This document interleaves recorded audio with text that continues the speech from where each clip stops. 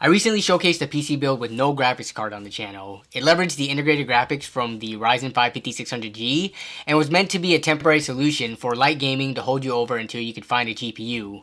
In that build, I allocated a bit more of the budget to the motherboard with extra features and longevity in mind. I went with the mid-range board from a previous generation chipset, the MSI B450 Tomahawk Max 2. And on that video, I got a comment from a viewer saying that they had been testing B450 versus A520 boards with the 5600G specifically, and that viewer was finding that a much cheaper A520 board was actually performing better than the B450. With a locked A520 motherboard running the 5600G at stock, they were able to achieve a higher Cinebench score than I did with my B450 and overclocked 5600G. This really caught my attention because the motherboard that they use costs less than $70 and the one that I use goes for around $115. It got me thinking, if this cheap motherboard actually performs this well, why even bother with the more expensive ones unless you actually need the extra bells and whistles? So I bought the exact board that the viewer had to try to replicate the results, and in this video I'll share with you what I found right after a word from our sponsor. Amazon product reviews are pretty much garbage. I rarely look at them anymore because it's mostly bribed reviews or people who leave 5 stars just for the product showing up. I've recently started using a free browser extension called Lustre that helps me get information that I need before making a purchase decision. I'm talking about trusted, in-depth reviews from well-known sources that we all know in the tech community. These are sources that I've already been using for years, except now it's automatically gathered and organized for me. It also recommends similar products and groups them up at different price points so I can make the comparison myself and choose what's best for me and my own budget. I really like it, and I think you will too. You can learn more about Lustre by clicking on the link in the description, and if it seems useful to you at all, you can give it a try. Thanks for checking it out, and now let's get back to the video. The motherboard that the viewer used was the Gigabyte A520M S2H. This is the cheapest 500 series AM4 board from Gigabyte on both Newegg and Amazon.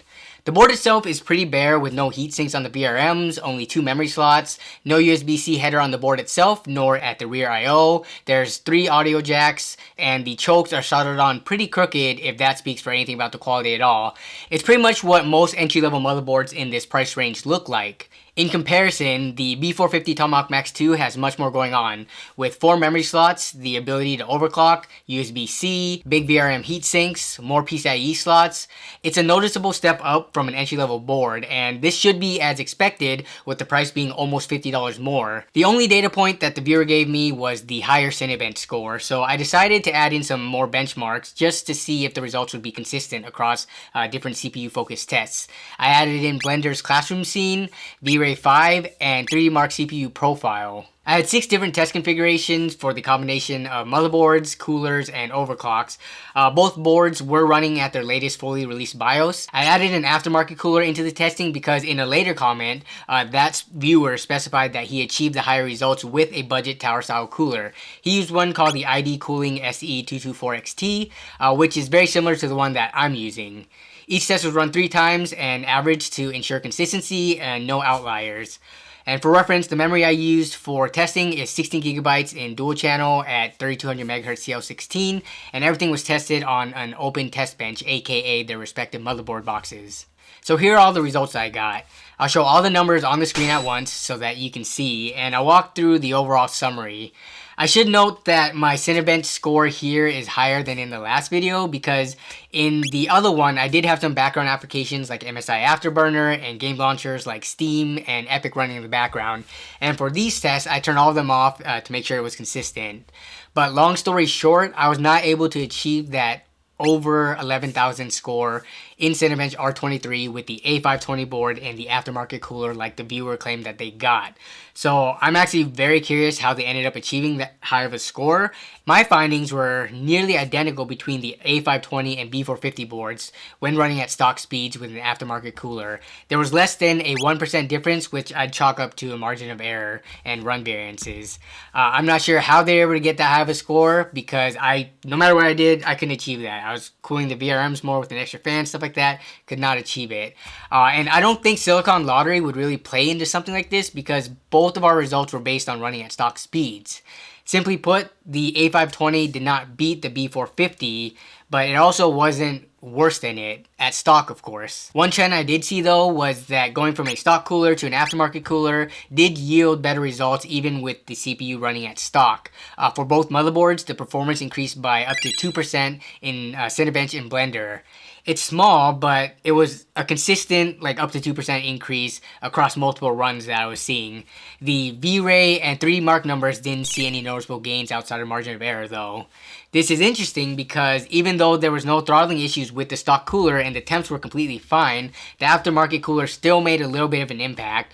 And this is likely due to Precision Boost Overdrive ramping up the clock speeds like a very small amount due to the now lower temperatures with the aftermarket cooler. While the benchmark numbers between the coolers were pretty negligible, the temperature saw a very favorable improvement with the aftermarket cooler on there, as you would expect.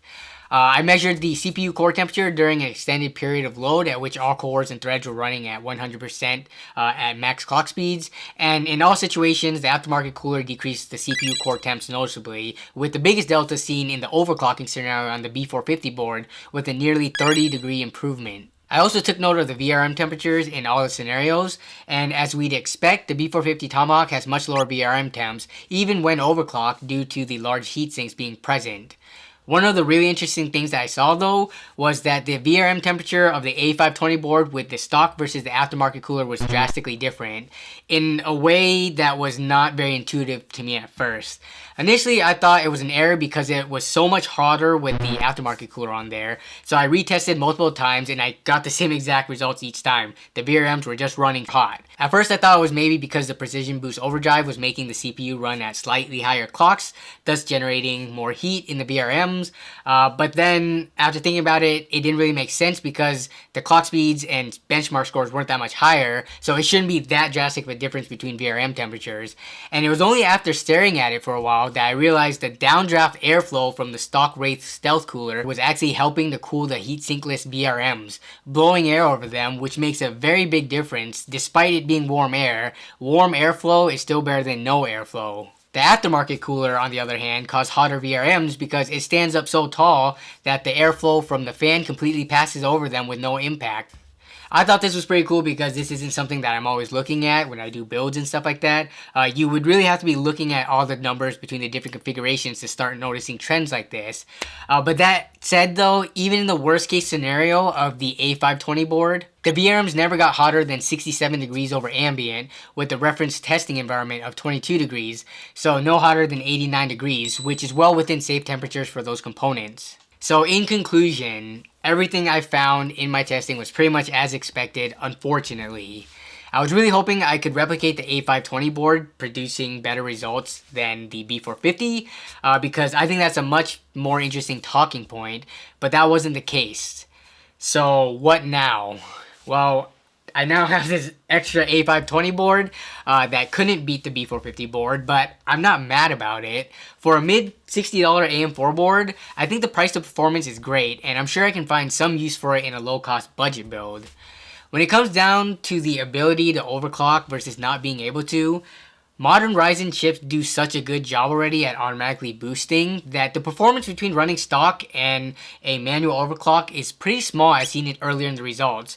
And to get a bigger gap than that, you're going to have to start spending significantly more money on higher end coolers and motherboards, which to some people that's just not worth it. Overclocking is fun for tinkerers, but if you don't care about that stuff, then you're not missing out on much performance-wise. I'd like to hear your thoughts on all of this though. Are you a fan of the super cheap entry-level motherboards, or do you think it's always better to pay a little bit more to at least get the ability to overclock and maybe some extra features and higher quality components? I myself tend to lean towards the mid-range chipsets like AM4's, B550, B450, B350. But I think moving forward, for really low-cost builds, I won't feel as guilty using like the cheapest of the cheap bargain bin boards. Let me know what you think though. But yeah, that's gonna wrap it up for this video. I hope you all enjoyed and found this either helpful or entertaining in one way or another.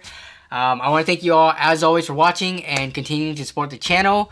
I look forward to reading all your thoughts on this down in the comments below, and I'll see you down there as well as in the next video or in the next stream, which, by the way, I now stream every Wednesday at 4:30 p.m. Pacific time, so hopefully catch you on one of the streams as well. Bye.